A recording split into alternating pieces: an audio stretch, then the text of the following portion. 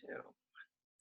Hi, everyone. So today is Tuesday, July 28th, and Grant and I are here to have a kind of conversational style, not an interview exactly, more of a conversation between us, which came from a discussion we had regarding two posts that he put up recently, one on his personal Facebook page and one was a YouTube video, the latest YouTube video to go up on his account.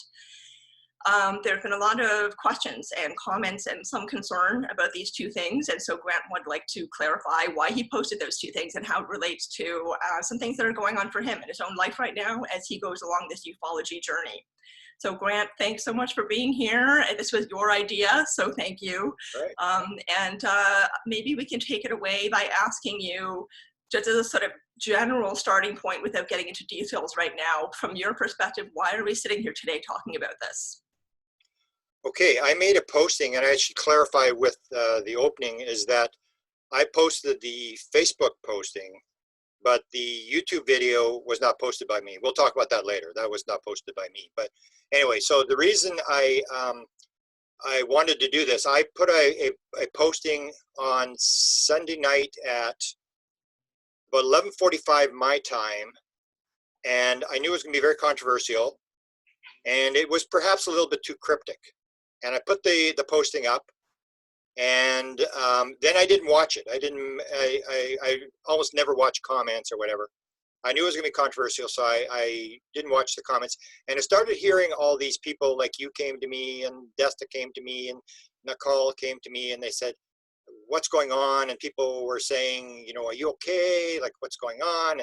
And everybody sort of looked at it, and basically what happened is, absolutely nobody got what the message was. It was maybe too cryptic. Nobody knew what I was talking about. And so what has happened is we've held all these sort of like theories, conspiracy theories or whatever. Like everybody gets on a path and then start building theories as to what this is about. And I heard the latest one this morning and I went, they said, what? What? Are you kidding me? It's like, we got to have a video. So that's why I said to you, let's have a video. I'll explain to people what's going to happen. And it may just start another 10 conspiracy theories, but I'll actually explain what the posting was about, what it means, and people can take it from there. I really don't care what people go. People have their own views and stuff, but I just wanted to explain it because I don't think anybody got it. I don't think anybody figured it out. So it's time to clarify what I was talking about. Yeah, and I think your viewers are in for a treat because you're getting a little more personal than you usually do. Today it's a bit more of a personal conversation, so I just want to thank you for that also, because I think that's something that people have really wanted, is to get to know you a little bit better in order to better understand where you're coming from in your own journey with all these videos and interviews and the research you're doing. So let's start specifically with the Facebook post. You put up a photograph of a child, and you chose that photograph very specifically because it reminds you of the experience that you had yourself. And then above the photograph, you said something like, I did not do anything about this. I didn't do anything to help you. I'm very, very sorry. And that's what made people concerned. So why don't you start by explaining why you wrote that and what is the image? Okay, let me, I guess I'll give the background before I explain the image, because the image deals with the background. So this is where I get a little bit personal, where I talk about things I've never really talked about before. And that gives you the background of my experience. And all this goes back to a psychedelic vision that happened on Sunday night. Now, you know, I was doing, you have an actual psychedelics group that will be meeting tonight, and I'll be there. And you knew, correct, that I was going to do the psilocybin, that I had bought it. And you said, oh, I'd love to know what's going on. And actually, I emailed you when this thing began. I said, the trip has begun. And telling you, okay, I've taken the psilocybin, here we go, let's see what happens.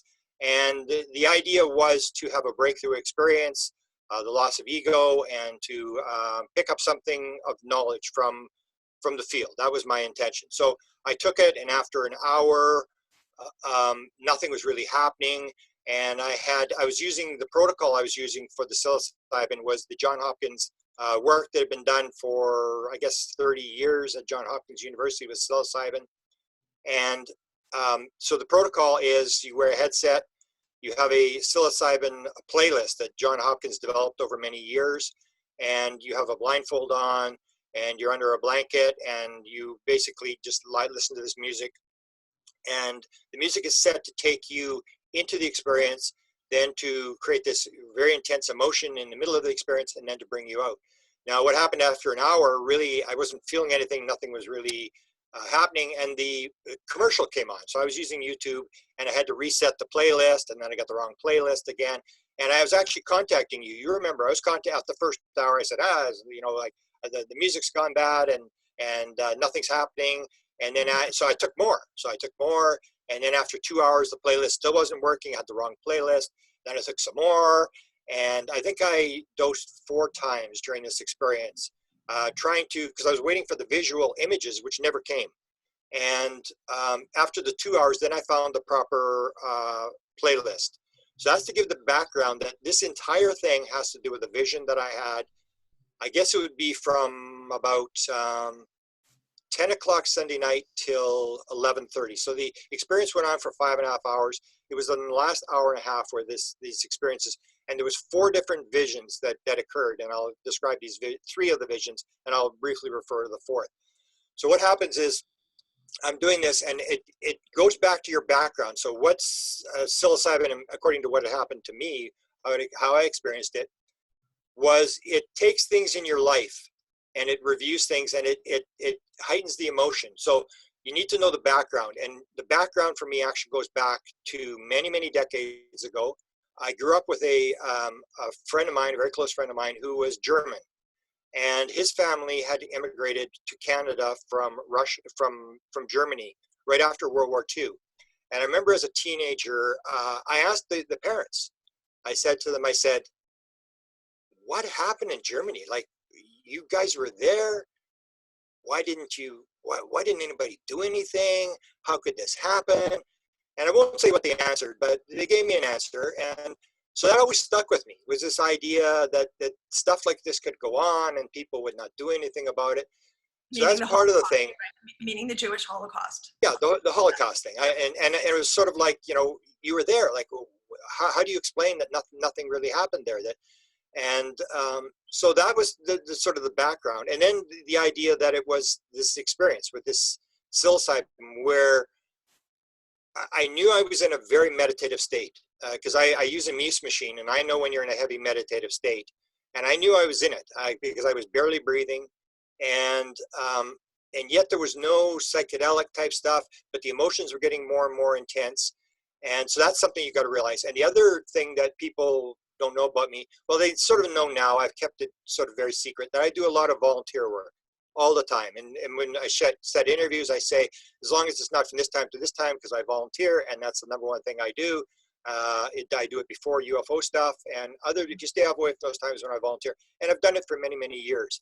And the other thing I have done is I have always given a lot of money to different charity things, and almost all the money, I give a great deal of money that I give now to anything to do with refugees. And most people don't know that. They don't know I'm very heavily vested into refugees. And this all came from, I used to give it to, situations like Ronald McDonald House, and I worked at a homeless shelter for many years. I'd give money there, and all these different things. But I had an experience, and this is in 2018, and this is a background experience you need to know, because this is how the psilocybin brings this experience back up. I'm back in this experience. It's 2018. I'm at the Aquarius Hotel in Laughlin, Nevada, and this is this famous story where James Rigney comes to me with this document that's now circulating around called the Wilson Leak document, and he gives it to me, and he says, "I need to show you." And I said, "James, I got to go. I haven't got time to look at your document." And the idea was, it was 11 o'clock, and Dest and I were traveling together, and there's a friend of mine who was going to allow us to use a house in Tucson, Arizona. And they were going on a cruise ship. And they said, they were at the conference and they left early, and they said, "We'll make dinner for you." So when James Rigney came to me, I said, "I haven't got time. I got to leave. We're driving to Tucson." And I knew it was like a 6 or 7 hour drive to Tucson, and they were making dinner. So it was 11 o'clock, and we got to be there for dinner. I haven't got time to sit here and look at documents or whatever. So anyway, we go to Tucson, and we're in Tucson at this house, and it's on the side of a mountain. It's beautiful, all the glass walls on the one side. And we have this swimming pool. It's a beautiful place. and I'm basically sitting on the computer and playing and going for walks. And Desta wants to do stuff, so we go to this church. We go to this famous old church, and then one day Desta says, "Let's go to Mexico." So we're about an hour from the border. So we head south to go to Mexico. We cross into the into Mexico, and we're shopping in this town on the other side of the border. And I'm just sort of wandering around looking at stuff, and Desta's trying to find stuff that you can get very cheap in Mexico, you can't buy in Canada. And then the experience happens. So we're coming back across the border, and it's on a Monday, and it's American holiday, so it's absolutely congested. It's like 2-hour lineup just to get in. It's a walking lineup to the border. So we're in this long lineup, and I remember we came through, and there was a woman there. She was totally blind, and she was playing this organ, and I felt so sorry for her. She was on the edge of the line, and people were giving her money as she was going along. And then there was a guy who was singing, and he had no eyes, he couldn't see, he had no arms. And I was just like, wow, it's like just a totally different world. And yet we were like the typical sort of North Americans. It's like, how long is this damn line? And when are we going to get through this damn line? It was just, and it took like 2 hours. It was very hot to start with. But by the time we got sort of around the corner, just before we got into the office where the immigration was, it started to get cold. And I remember this is the experience. So we came around the corner, and then it's like, oh, there's the door. We're only about 50 people away from the door now. And on the left-hand side, they had this fence. And behind the fence was a bunch of refugees. And they were behind this fence, and they're sitting along this wall.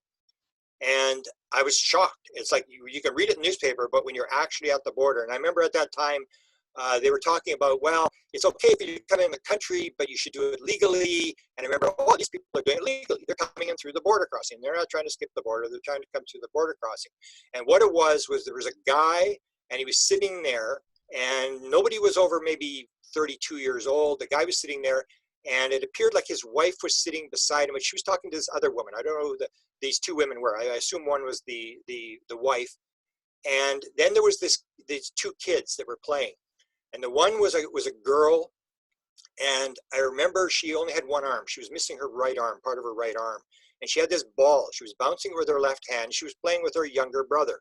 And this kid would have been about maybe, I don't know, 7 years old, 7 years old, whatever. And all I could think was, I felt such compassion for these people. I went, wow. I mean, we're complaining that it takes us this long through the border, and these people are sitting there, and they just served dinner. They just served these people dinner. And I remember the people in front of us went to the guy. They said, I'm going to find out where they're from. So he went to the guy, and I was watching very closely, and they were talking to the guy, and he said, El Salvador. They asked, where are you from? El Salvador. And he looked like his life was over. I felt so bad for these people. I just thought, wow, I mean, this is for real. You're actually watching this. And the mother and this other woman, they were talking like just ordinary, they were talking back and forth. And then there's this kid, and I was thinking, like, how can this kid be a threat? I mean, the kid's got one arm. I mean, it's like, and then I said, okay, I'm taking pictures. I mean, this just got me really going. I just felt like, it said no pictures. I said, the hell with this, I'm taking pictures. So I started taking some pictures of this family sitting there. And then we got through the border, and we were driving back to Tucson, and it started to haunt me. I remember this family sitting there, and I remember when I got back to Tucson, I didn't say anything to Desta. In fact, I didn't say anything to Desta about this till last night. We were on a thing. We went to see this people taking orb photographs north of Winnipeg last night. So Desta and we drove out there. It took about half hour, 45 minutes to drive out. And we were talking about this whole thing. And I explained to her what the posting was about. And I said, you remember when we went to the border? And she said, yeah, I remember the border. She didn't know I'd been really affected by what had happened at the border. To her, it was, I guess it didn't affect her the way it affected me. But I remember when I got back to Tucson, I'm sitting in Tucson, and I'm thinking, wow, man, that was terrible. It took us 2 hours to get to the border. And then I'm thinking to myself in Tucson, I'm thinking, I wonder if those people got through the border yet. I wonder if they're still sitting, because it was getting cold. And they didn't have, they had sort of blankets or whatever, but they were sitting in the cold. And I'm thinking, wow, I mean, they're probably still sitting at the border. And then the next day I'd be thinking, I wonder if they're through yet. I wonder if they're through. And that was about the time they started to pull the kids from the families. And all I could think about from that time on, and I've thought about it over and over and over again, I was thinking that may have been the last time that family was together when I saw them. father would have been put in one cage, the mother would have been in another cage, the daughter would have been in another cage, and the boy would have been in another cage. And all I could think, it sort of haunted me, this family that I'd seen at the border. And so that's where it sort of comes from. So I have this background, and I've always thought about that family, and I've always had this sort of vision about, I wonder how they're doing, I wonder if they're okay, and I have such compassion for them. So when the experience starts, when the psilocybin thing starts, it goes 2 hours, 3 hours, really nothing's happening. I'm in this deep meditative state, and then it starts. And I have 4 visions, and I'll describe the first one, and I'll just leave it because it's really not relevant.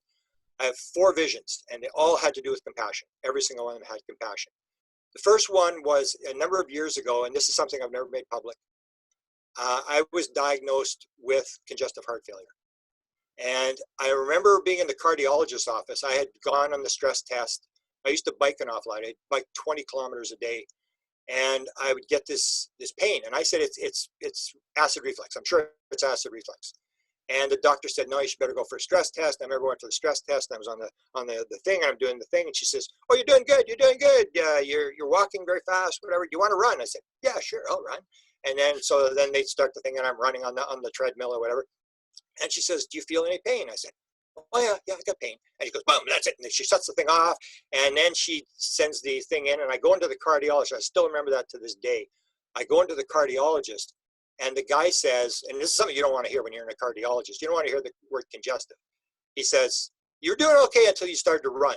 You have congestive heart failure. And I went, say what? I go, come on, get out of here. And he's going, no. And I'm thinking, the guy's a cardiologist. He's got to know what he's talking about. And he said, okay, what do you want to do? Do you want to do the angiogram? We'll, send this thing down your arm. It's got this rate of death and all this kind of stuff. And I'm going, wow. And it's like, just like you're in another zone.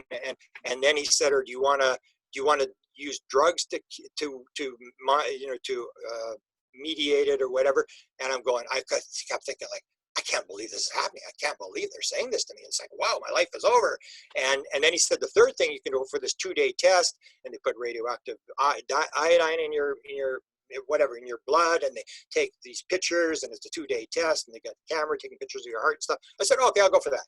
So I go for this test, and I still remember, and this is where the compassion, I'm back in the cardiologist's office. So I go for this 2-day test, and I'm back and I've had this vision numerous times, not as strong. When I had the psilocybin, it was like on steroids. It was just intense. And it was like sitting in the cardiologist's office, waiting to hear what the result of that test was. And the people are going in, and I'm going, oh, good. There's 2 people in front of me. And it's like, good, as long as this gets delayed. And I didn't want to go in the office. And so then when I do my compassion meditation, I always go back to that vision of sitting in the office. And I think to myself, I have gratitude meditation that when I went in, he said, the test is completely clear. There's nothing, but I still think you have a problem. And I'm thinking, wow, and it's like the gratitude meditation. So when I do the gratitude meditation, I remember that moment when the cardiologist said, the test is clear, you're okay. But I still think something's wrong. And I said, I don't care what you think. He said, you're no longer a patient of mine. And I said, thank you. And I go, and I went to downtown, and I'm running around, just happy as could be, whatever. But I have the compassion meditation that I realize that a lot of people will sit in the doctor's office, and then they'll go in, and the doctor will say, as they said to my father, I remember the oncologist coming into my father and my mother and us, and she said, Mr. Cameron, there's nothing more we can do for you. The disease will take its course. And so when I do the compassion meditation, I remember all the people who will get told, this is it. Get your affairs in order. You are going to die. And have compassion, because I was in that situation. I was in there scared as can be, waiting for this result of this test. So when the experience started, that was the first experience I had, was boom, I'm back in the doctor's office again. And I'm just as scared as I was that day. And I'm remembering this and this compassion of the people who go in there and don't get the good news that I got. And I'll leave that out. So then the other vision was, I see a connection, by the way. I see a connection between that visualization and your experience in Mexico, but yeah. Hold on. Yeah. Okay, so that's the first one. Now, I only went there once during this psilocybin thing, and it dragged me there. It was like it was there, and the intense emotions and stuff like that, and I'm all upset. The second one, I'm back at the border again, and it's the same thing, except it's way more intense. The emotions are more intense, and I'm crying. I'm really emotional about what's going on. And then the next thing that happens is suddenly, and I've talked about this on a number of things. If people want to go back, I had this discussion on an interview called Skeptical. And it got a very, very vocal. You remember I told you I was going to go on this and I was going to stand my ground on things that are very important to me, that I shouldn't argue with people, but I'm going to stand my ground. I'm not going to let people talk to me about evil aliens and stuff like that. And when, it's a completely different world the way I see it. And so I talked about this, and this has to do with the refugees that, as I said, people don't know I'm big on refugees. So I always say, it's all going to take care of itself. Don't worry. Everybody gets to be the refugee floating around the Mediterranean. Everybody's going to get to be the kid in the cage. Reincarnation will take care of it all. Don't worry about it. It doesn't really matter. We don't get to be the rich guy with the silver spoon in our mouth every time. We get to play all the roles. So I would bring this up. And so then suddenly, here's me on the Mediterranean. And there's this woman, she's wearing a shawl. So I assumed she was Muslim, but I suddenly became the woman. And I couldn't believe it. I was her. And she had these two kids, and she's holding these kids. And she's on the left-hand side of the ship. Up front, she's sitting on a bench on the left-hand side at the front of the ship. And you can see the edge of the ship. And she's sitting there, and I become the woman. And I know what she's thinking. And she's sitting there, and when you're running as a refugee, and you're going to the promised land, almost like the Israelites during the Old Testament, you're running to the promised land. And she's running as well. She's going to the land of milk and honey. Her kids are going to have a better life. She's made this trip on the thing. And the wind is coming. I can feel the wind and the rain, and it's beating it back, and the rain is coming. And I'm sitting there, and I'm her. I can feel her. And the rain, and she's trying to shelter these kids. And then I'm her, and at the same time I'm behind her. I'm watching, and I'm her, and I'm behind her, and I'm crying, and I'm saying, I'm sorry you have to go through this. I'm sorry about this. And then she's there, and this rain is coming, and she says, we're not going to make it. It's the vision. I'm going to the promised land. And in my head, I'm her, and she says, I'm not going to make it. I'm not going to make it to this new land. And then she says, in fact, it looks like I'm about to die. And this water is coming over the ship. And then this huge sort of wave comes over the side of the ship, and the vision ends. And I'm just devastated. I mean, I'm just like crying, and I'm like, wow. It's like, so one, and I've talked about the refugees in the middle of everybody will get to be a refugee and learn what it's like to drown in the Mediterranean. I've talked about this all the time, but suddenly I'm in this thing, and it's like real life. I'm in this experience. And then comes the one with the posting. Suddenly I'm in the cage. I'm in a cage, and I know I'm on the border, and I know I'm in a cage, and I can't see. I know there's a bunch of people in the cage, but all I can see is a little person standing in front of me. And I remember I said to myself, is it a boy or is it a girl? And my own voice comes back to me and says, what are you doing? You know it's a boy. What are you doing that for? And as soon as that happened, it suddenly became clear, the image. So all it was the kid, but there was nothing around. There was people in there, but all you could see was the kid, almost like we were separated from the rest of what was in the cage. And the kid was standing there. And again, it was real life. I was there, and I'm standing there looking at the kid, and he's looking up at me. And he's got no expression on his face. He's not saying anything. He's not saying, rescue me, help me. He's just looking at me as if he's waiting for me to say something. And I looked down at him, and then I really started to cry. I mean, I went, I didn't know what to say. And people have brought this up, and I've said to people, like, if you were in the cage, if you went through this experience that I went through, what would you say to the kid? Would you say, how you doing? How's your family? Have you been watching baseball? I mean, the thing was, I didn't know what to say to the kid. I felt so bad, and I'm saying, I'm sorry. And I remember I put my hand, he was right there, he's looking up at me, and I put my hand on his forehead. And the posting that I made is what I said to the kid. I said, I knew you were here. I didn't do anything. I'm sorry. I'm very sorry. because that's all I could say. I couldn't say anything else. I didn't know what to say to the kid. I just said, I knew you were here. And later on, it was later on, when I was looking for the image, I suddenly realized that was the kid at the border. He seemed to be a little bit younger. That's why I chose the photo. I could have used the photo of little kids who drew the cages with these little stick figures and behind the cage and whatever. I could have used that photo because I was looking for photos. And I could have used the one where they take the kid away in front of the mother, and that's filmed and it appears on Time magazine. I could have used that. And I said, no, I won't use that. And I'm looking for somebody who looked like the kid that was in the cage, that was sitting there waiting for me to say something. That's why I used the image of that kid. It was only later I realized, I go, that's the kid at the border. Now, I was more interested in the girl because she had only one arm. I'm going, oh, how can she be a threat to whoever people think she's a threat? But the boy was maybe a little bit older, 7. This kid seemed to be a little bit younger, maybe 5, somewhere in there. But it was the same kid. That's why I used the image I used, was because that's what the kid looked like. He had the short hair, he had sort of big eyes, and he was looking up at me. And then the image ended, and then I'm back at the border again. And then and what happened, I told you, I got the music out of sync. So I'm using the music, and it's 2 hours behind. So what the John Hopkins Psilocybin playlist does, it takes you into the experience. It has this very intense music in the middle, and then at the end it has this sort of happy music that brings you out of the experience.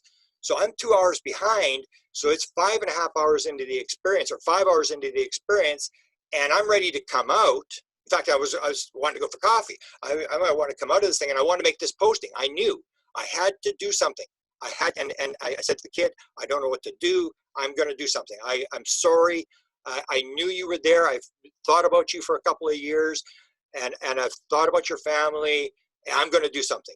And what that comes down to is my impression, the way I believe in life. And you know, I've talked to you about, you are now reading Journey of Souls. You know, that is my #1 book, that we come into this world to do something. We say we're going to do it. We make our plans. We arrange all this stuff. And when we leave, we only get asked one question. How did it work out? And according to Newton, everybody says the same thing. I could have done better. And I knew that when I left this world, they would say, how did it work out? And I would say, I should have done something about that family. I knew. I sat and I stayed quiet. I should have done something. And it had nothing to do with judging anybody else. It had to do with me. It had to do with that's my experience. I have to do something. I have to make a move. And so I'm going to interrupt you there for a second. Okay. Yep. So this is obviously, you know, a really powerful personal experience, yet you put this on Facebook. So what is the message? Because you know what the message is for you, right, from your experience. And that compassion is a very big part of this, thinking about others and not just thinking about them, but acting on it, doing something, right? Which makes me think of John Lewis, the incredible leader who's recently passed away, civil rights leader, who talked about making good trouble. You know, he talked about activism in a particular way, like not activism with violence or aggression, but activism with compassion, with strength, right? So what I thought of that when I saw that post, because I knew I had a sense of why you had posted it. We hadn't yet talked about your psychedelic journey yet, but it makes me think of that. It makes me think of John Lewis saying, make good trouble. So why go through this personal experience and then post that on Facebook? What is the message that you want people to get from that? Because when the kid was looking at me, I knew I couldn't go and rescue the kid. I really couldn't get politically involved because I'm not Canadian. But I knew that I had a lot of followers on Facebook.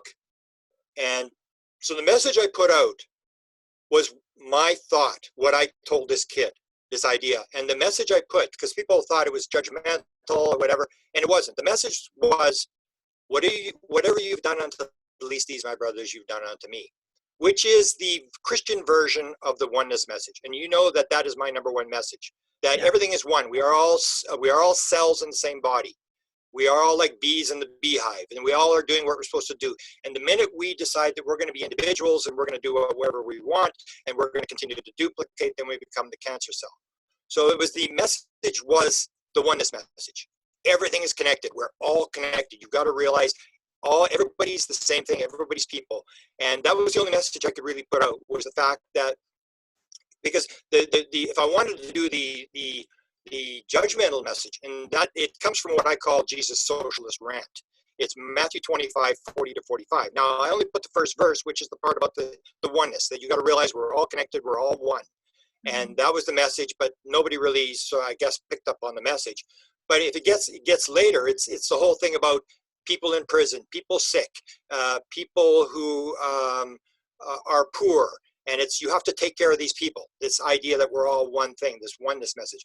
So that's the message I put out, and people didn't really pick up on the message. And it was just my personal message that it's all I could really do, that I might be able to influence one of the people who follows me, that people might see something or understand how I saw it, that if I said something, then someone would say, well, if Grant said it, well, then I'm going to read it. And that's all I could really do. And it really doesn't matter whether it catches on or whether it doesn't catch on, because in the end, it's the same thing. Everybody's going to get to answer that question when they die. How did it work out? Everybody's going to answer for themselves. I'm not here to tell anybody how to live their life. I just could not live anymore. And what happened at the end of the experience, I kept getting dragged into it because the music was out of sync. So when I was should have been coming out of it, I was in the middle of the psilocybin playlist, which was still this very dramatic music. So then it was like back at the border again, and then I'm back in the cage again. And then I think one more time I went to the Mediterranean, but it was mostly the cage, and it was the border, and it kept going back again. I go, I can't do this anymore. I can't do this anymore. I'm going to post. I'm going to do something. And it's back at the border again, and it's like, and I'm back in the cage again. And it was like, and it was just like, it was like these super high emotion, and I'm crying, and I can't take it anymore. I got to get out of this. But the music kept driving me in. It kept going and going, and I couldn't get out of the vision. And so when I finally got out, and then that's when people said, the first postings were, oh, Grant's depressed. People wrote me, are you in trouble? Can I help you? And I go, no, I'm as happy as a pig in shit. What do you mean? I actually did something. Once I made the post, like at 10 o'clock Sunday night, I was in the depths of hell. There's no doubt about it, because I had realized, like, oh, I didn't do this. I should have done. I can do something. I felt so bad about these people. But when I made the posting, then I said, oh, I did something. It's like now I told you my story. I'm doing my income tax. So it takes me forever to do my income tax. And I put a pile of money in there so I don't have to pay penalties, and I can file it whenever I want. I'm still doing my income tax. And when you finish the income tax, then you go, yeah, even if I got it wrong, yeah, okay, finally I got it done. And it's the thing, because I procrastinated, as a lot of people do. And I had procrastinated on that family, that it had disturbed me since I saw them at the border, and I hadn't done anything. So when I made the posting, I'm telling you, I was in seventh heaven. I could not go to sleep. I'm walking around. It's like I did something. And I just didn't realize that people wouldn't understand what I had posted. Mm-hmm. Yeah, and I mean, I'm making a lot of connections through what you're talking about, because you're not just talking about oneness. I mean, you are talking about oneness, and oneness is really what it's about in the opinion of yourself and myself and other people we know. But some people are like, sometimes there are comments on your YouTube channels, which I don't really check that often, but every once in a while there are comments saying, Grant, I don't understand what you mean by consciousness. What do you mean by consciousness? What do you mean by oneness? And here you're giving a clear example. You're saying that, if we really are talking about, like, we can't just talk about being one. We have to do things about being one. We have to truly act as one to each other. And that means caring about each other, even if they are, people that we don't know, who are in cages, we might never see them or have any real interaction with them at all. And we're Canadian and they're American. So, what can we do, kind of thing. But there is a lot that we can do. And personal accountability is a very, very big part of it. Like really owning oneself and what we do and do not do in life, looking at our choices and decisions and really evaluating how we feel about things and confronting things that we don't want to look at. Like you're saying, you procrastinated thinking about this family and acting on something, right? Because it's painful, it's uncomfortable. We want to avoid that. That's a natural human inclination. But as we all know, if we want to grow as human beings, if we want to expand our sense of oneness, our sense of compassion for others, we have to confront these uncomfortable things. And you certainly did that. So you're saying, you were incredibly uncomfortable, having an absolutely brutal time at 10 o'clock in the middle of this experience. But by 11:30 had come out of it, and you're renewed and you're re-energized. And it's really quite amazing. And it's a wonderful. And yet I have empathy for people who don't get it, because it's like people, you said, understanding consciousness. I always tell the joke that in 2012, I couldn't have spelled consciousness, and I couldn't have cared less. I had this experience in 2012 where I had this sort of a noetic experience where it just basically said, UFOs is all about consciousness. And it came with absolute certainty. And I went, oh my God. So I can understand if somebody doesn't understand consciousness, the same as they don't understand. I would not have been emotionally had this experience had I not been at the border. It was because I had the experience at the border that triggered me, that I felt the compassion. So I can understand if you have not been in it, like I described to you before when you were talking about Cambodia, because I remember when I had my experience Cambodia, like 1/3 of the people in Cambodia were killed, and if you wore glasses, you were killed because you were, you know, the rich people, and they killed you. And yet that didn't, it's sort of like it's you know about it, but it really doesn't affect you. But when you have the experience, when suddenly it's you in the middle of the experience, and that was the thing that happened, especially on the Mediterranean. That is, not only was I aware of this, I was the woman. There's no doubt about it. I was that woman on the ship. I could sense what she was thinking. I could feel the kids as she was holding these kids, trying to shelter them from this, and I could feel the rain in my face and the wind Yeah. and You were the middle of, literally in her shoes, right? I mean, yeah, that's one of the things we yeah. need to do in order to increase our sense of compassion for others, is put ourselves in other people's shoes. And that's what Yeah, you did. but it's hard to do unless you actually have the experience. So I can empathize with people who don't really understand that, you know, maybe it's not their time or their mission is to do something else, whatever. But when you have when it gets put into your court, when you have the experience, then it's up to you to do something. And Mhm. that's what I felt when that kid, when I didn't know what to say to this kid, I'm sitting, and he wasn't doing anything. He was just looking at me. He's just looking up at me and waiting for me to talk. And I didn't know what to say. And that's the thing, is so then it's the ball is in my court and I have to do something. And I didn't know what to do. And that's when I put my hand on his forehead and I made that statement that I knew he was there and I'm very sorry. And, you know, I didn't do anything. I knew about you. And that's the thing, is the difference is when you have the experience that you play the cards that are dealt to you and take responsibility for the cards. And once I took the responsibility and said, okay, I can't do much for this kid. I'm just going to put what I believe or whatever, or what I said to the kid. And you know, but in a Facebook post, you can't really get into the detail I'm getting into right now of why, you know, this vision and that vision and how it all happened. And maybe people will understand it, maybe they won't, and it really doesn't matter. People have their own life to live. Everything's eternal. In the end, everybody figures it out, and I just have to deal with the cards that are played to me. And that's what I've always believed in the Newton thing. Is you come into the world to do something, you got to figure out, what am I here to do, and am I doing it? And that's all you worry about. So Yeah. Yeah. I felt very good after I made the post. That's because you're not sad, you're not depressed, you're okay. Nobody needs to worry about you. Happy as Okay. can be. Good, good, Happy as good. can Yeah. be. As I was telling you, you know, a few people came to me and were like, Sinead, is Grant all right? You know, there was a strange post on Oh, his Facebook. Okay. I got that So within minutes after I made the post. The first person came to me. And I went, and I was thinking to people, like, I don't watch the comments. So when I was hearing these things, I'm hearing it from you and from, you know, Nicole and stuff. And I'm going, they're saying what? Because I don't watch comments. I'm like, what are they saying? It's like, and then that I heard such weird stories. That's when the latest one we can talk about with the video. It's like, they're what? What do you mean they're talking? And then I'm going like, oh my God, nobody's even close to what I intended. So I better do a video. And the last one we had, this thing was with the Harrison video. And that came up today. And Desta and I had a discussion about this yesterday. She put it up, and it's a video that's very, very old. It's a couple months old, and she finally put it up, and then she got some criticism, and then she said to me, and I said, pull it, and then she was going to pull it, and then she just for a little context, sorry, they were talking about Jim Harrison, who was the MUFON president, who was yeah. discovered to have been guilty of child exploitation. Well, he was accused. He hasn't been convicted. He's been accused. Yes. Oh, so anyway, so we were on a panel with Nick Pope and Harzen and Alan Seinfeld and the Hertax, and it was this really interesting panel on disclosure, which is not my subject. They asked me to be on the panel. I went on the panel. So Desta put it up, and I said, no, take it down. And then she didn't take it down. We were in a thing last night, and then I said, I don't know. She said, well, there's people are thinking it's a good discussion. And I go, oh, okay, leave it up. And then this morning I heard this newer story, and it's like, oh, they're tying it into my thing. And I go, Desta, get it down. Like, you get this thing off there. And so then we pulled it again.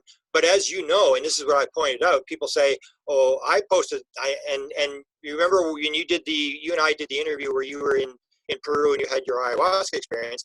And then you kept coming to me and saying, has it been posted yet? Are you posting it yet? And what did I say to you? I don't post it. Desta posted. I have nothing to do with the posting. So I do the interview.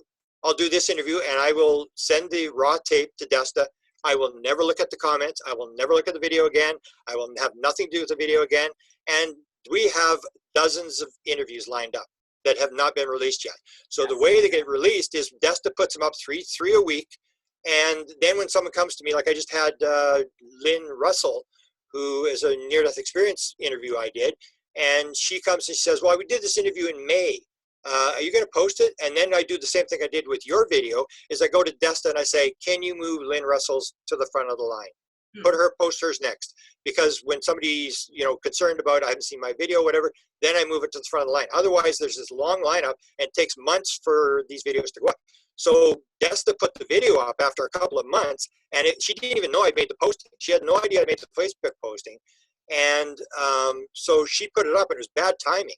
Because then people started to tie the two together. They have nothing to do. I wasn't the person that posted the video, and Desta put it up. And so this morning when I told her, I said, "Oh, now they're making a relationship between the video and the kid on the," and then she goes, "Oh my God!" And then she pulled it. So the video had nothing to do with anything. And what happens is people are, because they don't have the understanding, and this is what hopefully this provides today, they don't have the understanding, they start making up stuff. They start sort of imagining what happened, and they start putting together strings and dots that don't connect and stuff like that. And that's why I said we have to do this video. I'll tell the story of exactly how it happened, how the video fits in, how it doesn't fit in, and all this kind of stuff, and clear it up. And it may, as I said, it may just start another 10 conspiracy theories, but it is what it is. I had to do what I had to do.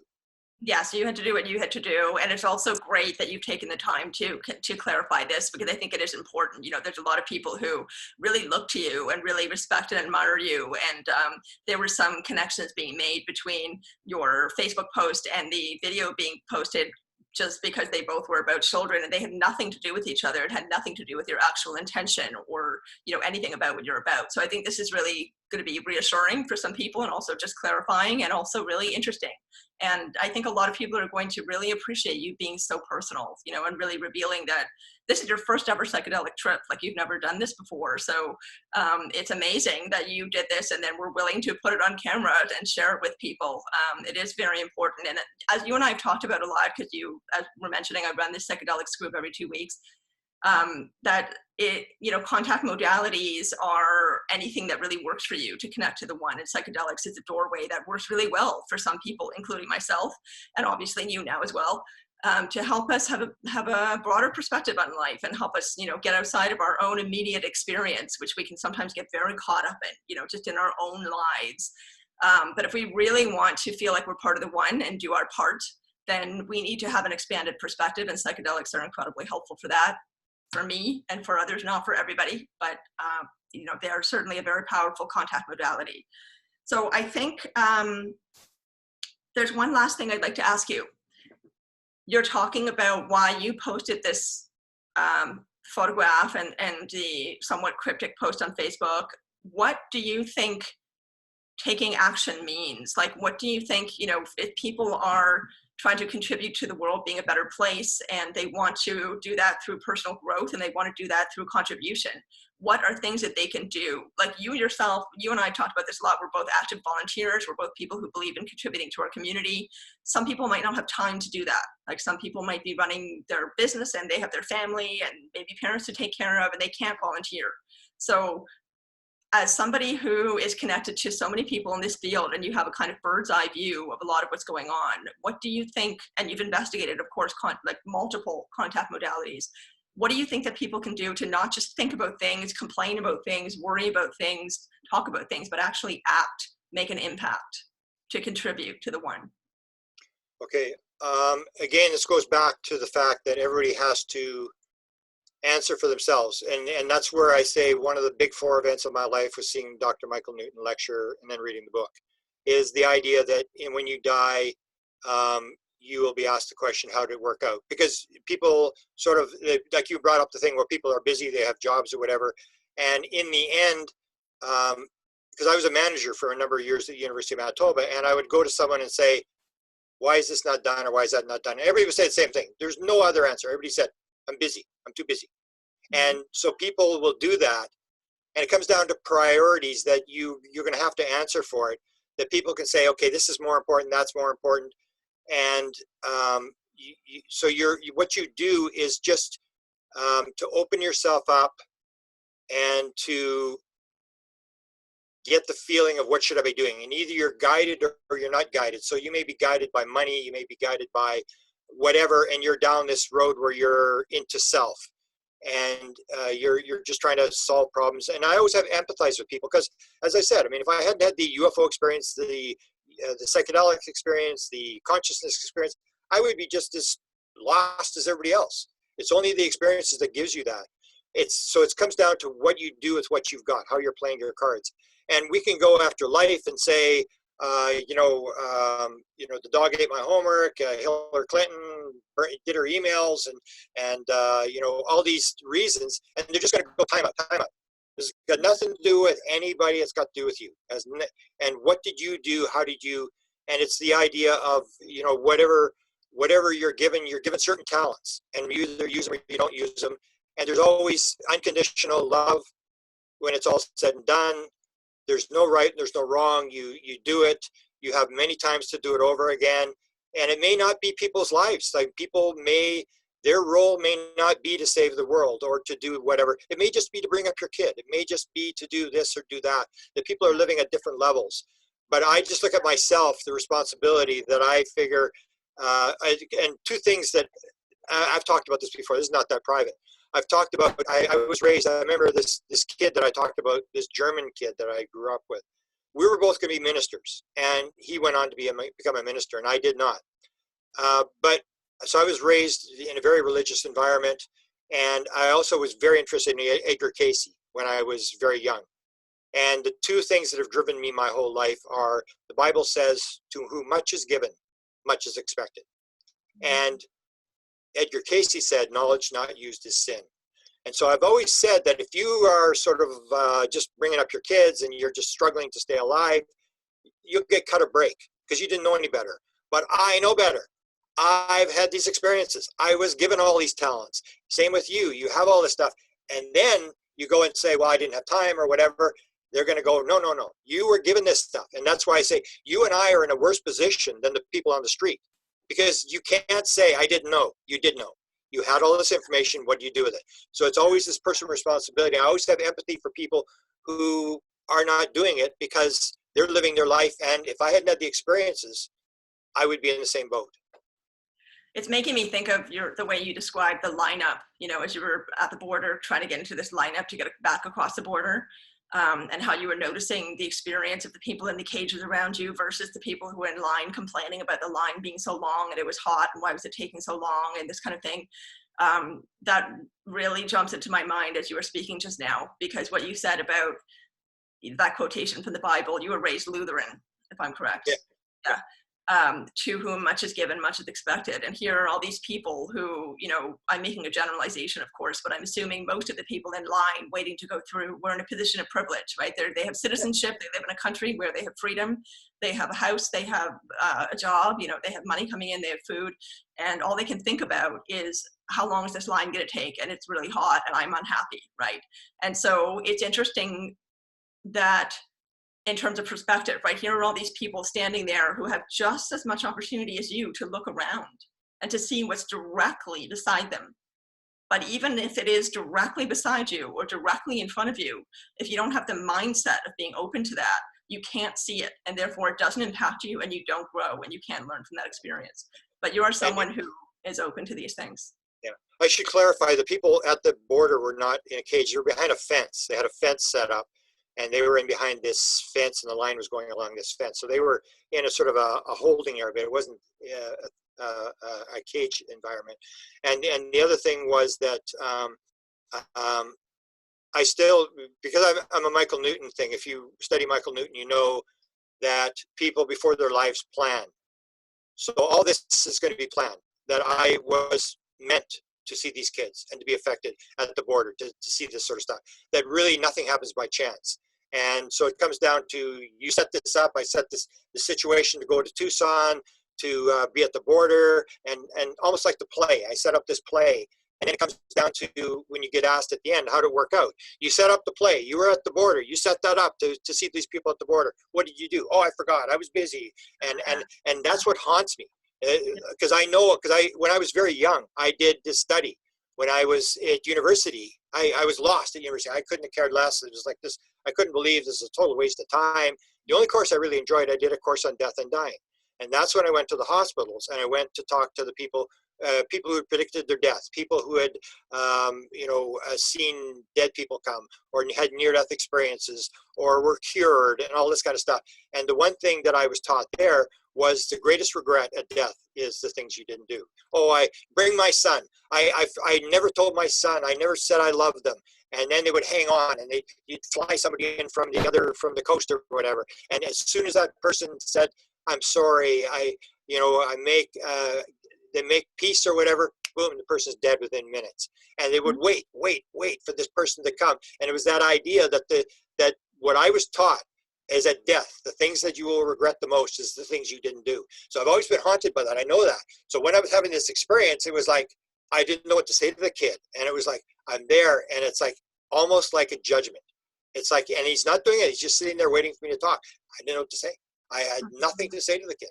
And then I just had to apologize. And I said, and that was the whole thing. It was that idea that the regret, I was like being at the moment of death, that I had this regret.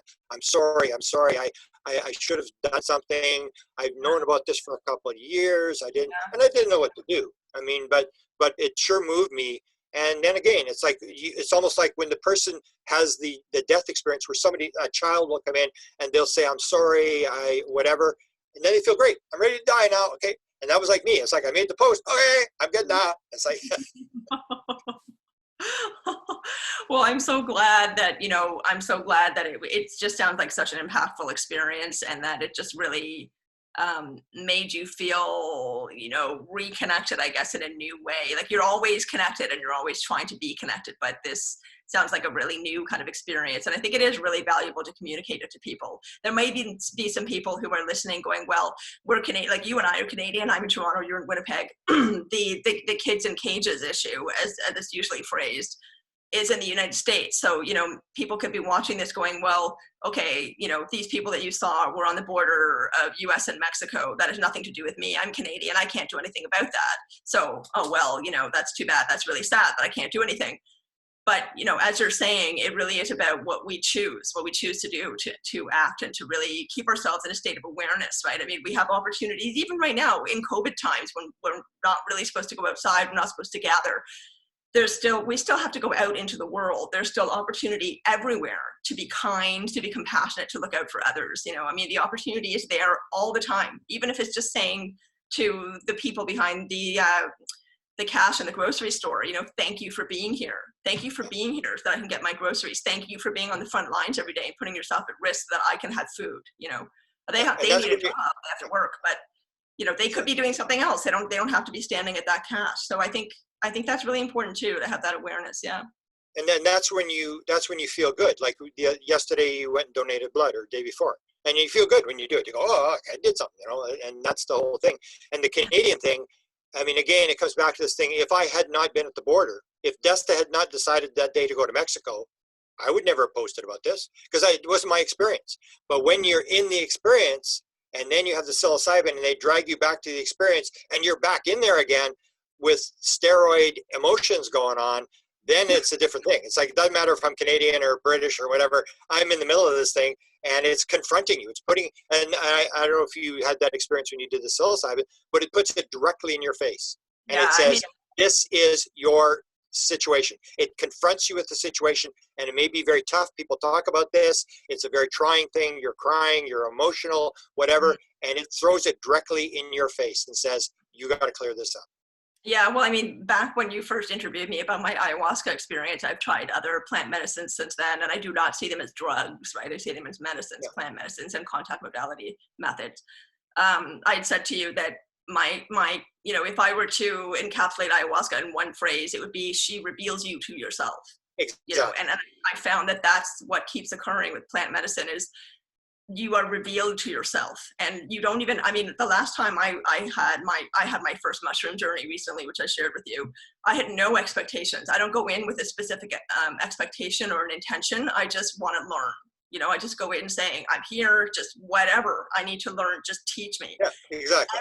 Every time I get exactly what I need. Like, it's uncanny. It's as if Yeah, I mean, it's really, it really is incredibly valuable experience. So anyway, we're not here to encourage people to do psychedelics. That's everyone's individual Well, choice. no. But people got to realize that, I mean, as you said, people consider this to be a drug. And I've done the psilocybin research. I wrote about it in Contact Modalities. I wrote about it in a book called Inspired, The Paranormal World of Creativity. And I've watched the John Hopkins research. And people don't realize that they take people who are like got 3 months to live, they give them 8 grams intravenously, and these people are as happy as can be. Their PTSD is gone, everything's gone. You can create, people will never smoke again, they will never drink again, they will never do cocaine again, and they can do this. And people have to realize that this stuff is out there, and that we're encouraging people to drink alcohol and smoke cigarettes, and it's all legal. And then when it comes to something that has this potential, so I wouldn't really cut it out. I'd say to people, take a look at the psilocybin research, at the LSD research that is being done all over the world now. And some people, I was just listening to a tape before we started. I always walk before an interview, and the one guy was an artist who talks about it. And he said 10 years from now, it's going to be a different world. All this stuff is going to be used to treat people at dying stages, that we're moving to the thing where it's no longer like, oh, this is bad, illegal stage 1 drugs or whatever.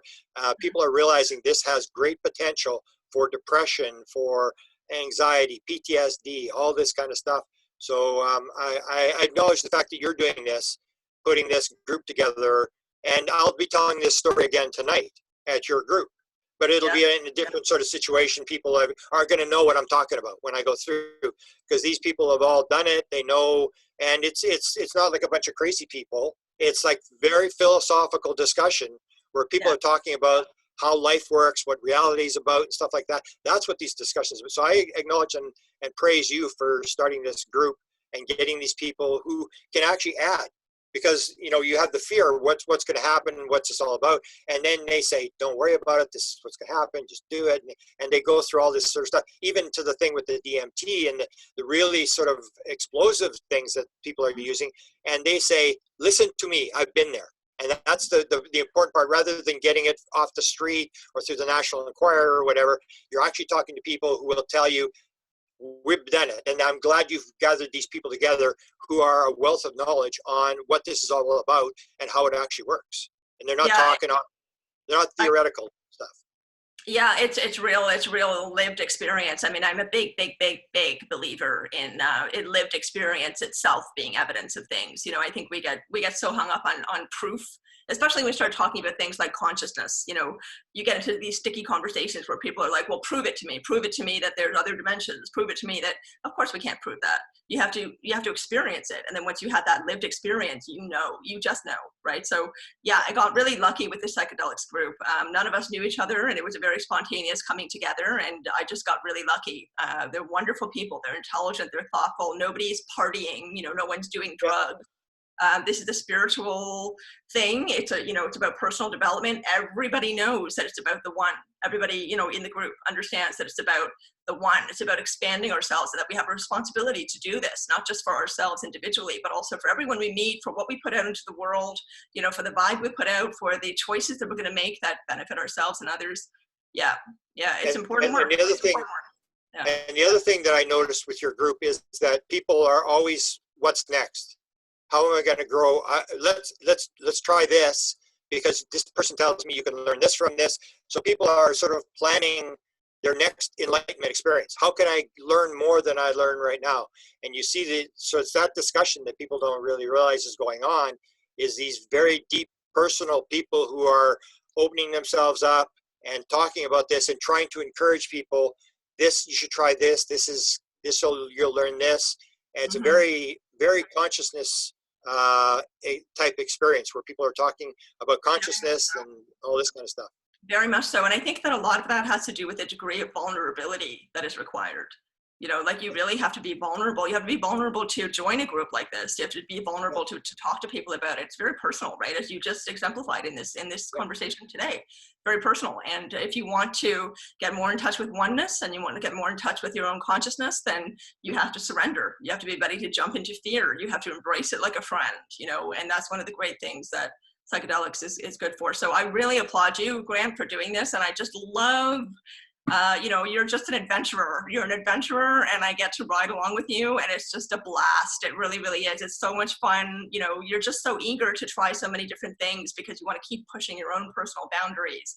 And it's something I really admire, and so many people admire that about you. So I think they're gonna really appreciate this conversation. You know, a lot of people will relate. So thank you. And is there anything else that you'd like to say before we go? That's a nice T-shirt you've got on, by the way. Yeah, well, who gave that to me? You. We've had experiences together. People may not, for people that are watching it first time, we've had a number of synchronistic experiences together, and that's where you get this thing. It's all connected. I mean, we had so many in that 1 month period. Oh, It was just bizarre. the Yeah, first it two was just months bizarre. was the same. Yeah, couldn't even keep a list of all of them. It was really crazy. Yeah, yeah. So that's the thing. People got to realize this oneness thing is not just a theoretical notion. It actually is real. So we had the 111 and the 333. We had the one day we had three of them in one day or something. You had it Yeah. in the night, and I had it in the day, and it was so. I appreciate that and the interactions we've had and what's meant to be, and we're both sharing the same message. And I guess the last thing I'll say is that you said to me, "Well, you can talk about this in the group." Well, yeah, let's tell it again tonight. I mean, I have no reservations about talking. I'm pretty open. I really don't really care what people think. I'm an independent researcher. I don't have, a job to protect or a group that I'm belong to or whatever. I just say what I think is true. And maybe people appreciate that, maybe I can't keep my mouth shut, but I'm going to say what I think is true. And in a way, I sort of worried about what people think, but in another way, I really don't really care. I realize that, you have to do what you think is right. And so I'll tell the story again tonight. And maybe anybody who wants to, you may get some people who want to join or want to hear about this, because it's kind of an interesting thing that you started. And everybody seems to show up every week, the same people and highly knowledgeable people in terms of, because you always have these questions like, well, I've heard about this. And then the person will say, I know, I've done it. Okay, here, and they describe it. And I'm always so happy about that. It's like, wow, these are the experts. I mean, these people know exactly what's going on and what to be afraid of and what not to be afraid of. And so I'll tell the story again tonight. We'll do it again. Oh, that would be wonderful. That would be wonderful. I mean, We won't tape it. We won't tape it. Well, oh my God. Okay. We'll ask everyone's permission. We'll ask everyone's permission. But No, we won't tape it, because all these people are like, these are personal people who come in, and they have various careers or whatever, and they really don't want people to know that, they'll share it. It's a very private group, but it'll be a joy to tell. Hopefully it doesn't take as long to tell as it did this time, because I'd hate to use up your whole thing talking about it, because that's usually the thing. Like last time, everybody said, come on, Sinead, tell us the story. Tell us what happened, because you had the thing. And I think they're going to love it. I think they're going to love it. And, we have 2 hours, and the 2 hours, it's always a very rich experience and everyone gets to share. So I know they're going to want to hear about your experience for sure. Yeah. So looking forward to that. Looking forward to that. And I'm so happy we did this video. I think this is just wonderful. I love the style, the conversational style. And I just, I think it's wonderful that you wanted to share this because this is a new kind of conversation. I don't know if there's anything else quite like this that you've done before, where you're combining your expertise and your personal kind of spiritual journey in quite this way. So this is a special conversation, and I'm really honored to be part of it. And I'm really honored to just to know you and hang out with you. And like I said, ride on your coattails as you adventure and do all these different things. It's just so much fun. So I really appreciate it. Yeah. And I appreciate you being part of it, because you were part of you knew the experiment was taking place. You knew I was doing it. I was interacting with you while it was going on. So this is not something that comes out of it. You were part of this whole thing. And so I'm glad that I can use you to do the interview to back up. Yeah, I knew this was going on. I know what you're talking about. I know what this whole thing was about. It wasn't some bizarre thing that came out of nowhere. We'd planned this for a long time. You and I had talked about this for a long time. And this is what resulted from it. And I'm going to do it again with a little bit higher dosage, and we'll see what goes there. Hopefully we don't have another bizarre posting that we have to do, but. You took the hero's dose. I mean, you took 4 grams your first time. It was 4, but it was getting on, because I was getting frustrated. I kept saying, this thing ain't working out. Take some more. And it's like, take some more. And I figured, like, I just take a little bit more to push me over the edge. I'm sort of at the edge where I'm going to start having the visual experiences. Like, and then that didn't work. And then I'd have to reset the tape again and more and more. And so by the end, I'm thinking like, man, I've taken a lot. And it's like, well, where's the psychedelics? Where's the for me, you know, it's so funny how it's so individual. I took 1 gram, and it was just this wild experience, amazing, wonderful experience. But I mean, you took one and then you're still sitting there, nothing's going on. It's unbelievable. You know, it's interesting how individual it is. I want to see if you can do 5. We'll see. Well, I always wanted to do the John Hopkins because they do 8. They do super high dose. It's very controlled. They have monitors in the room and stuff like that. And that's where you get the actual breakaway experience. And the people, to show people what this means, the John Hopkins people show that 70% of all the people who have the experience say it was one of the top 5 experiences of their life. The most meaningful experiences, and that would include the death of a family, birth of a child, and people don't realize that these people come out of there, and it's basically one of the few things in the world that can really basically rewire your brain, where depression is gone, PTSD is gone, addiction's gone, stuff like that. And so I would like, but you can't get into the John Hopkins thing. You got to, they even said the thing where people were coming and saying, oh, I only got 6 months to live. And they would check, no, you don't. Because people are trying to get into the study. And so they were trying to find a way to get in the study, but you can't get in the John Hopkins study unless you're like a long-term meditator. You're dying of cancer, or you have cocaine addiction or whatever. You can't just go there and do this experiment. And so, because I couldn't, then you got to do it yourself.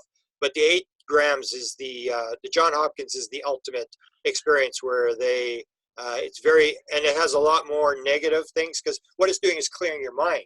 So you have the dark period where it cleans out all that crap, but in order to clean it out, you've got to go down the rat hole to clean it out. So the higher the dosage, the more you have this sort of a dark period during the thing. And that's when they have someone in the room that grabs your hand and says, it's okay, go towards it, keep going, trust, be open, and that sort of stuff. So yeah, they have a safe, comfortable room with like a couch or a bed, and they give you an eye patch put over your eyes. Very comfortable and soothing and secure and safe. 2 people, I think, to support everyone going through it. Yeah, and it's in the hospital, so you have a doctor on standby.